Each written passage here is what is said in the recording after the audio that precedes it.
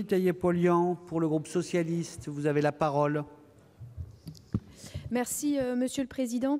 Madame la Ministre, je dois tout d'abord remercier notre collègue Pierre-Yves Collombat pour ce rapport, ça a été dit, mais il décrit très bien le fonctionnement du capitalisme financier transnational, les difficultés systémiques passées et, hélas, certainement à venir. Je voudrais revenir sur le financement de l'économie réelle par les banques. Alors, je devrais plutôt dire le non-financement, parce que la part consacrée à ce financement est faible par rapport à l'ensemble des transactions financières réalisées par les opérateurs financiers. Le rapport pose bien la question, à quoi sert réellement le marché financier ?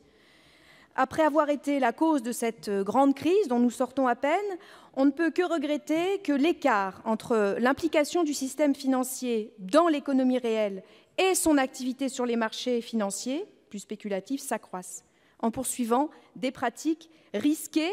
Pour qui ? Pour nos États, risquées pour nos populations, car aujourd'hui, au vu des mesures qui sont prises, nous sommes toujours, en cas de crise grave, dans une situation où les risques pris seront couverts par la puissance publique.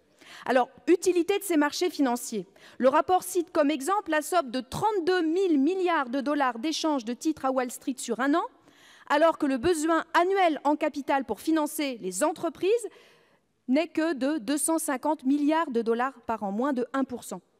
En France, la part du crédit destiné aux PME ne représente que 5% du bilan des banques françaises. C'est dans ce cadre que vous avez supprimé, notamment, une grande partie l'ISF, en nous assurant que cela permettrait de financer l'économie réelle. Moi, je crains, et nous sommes nombreux à craindre, que cela ne continue à financer cette sorte de finance casino, alors que cet argent aurait pu être si positivement utilisé pour des investissements publics.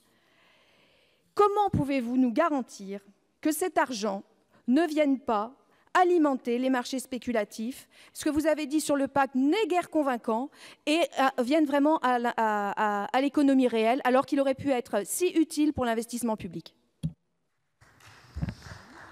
Merci. Madame la Ministre, votre réponse? Oui, merci.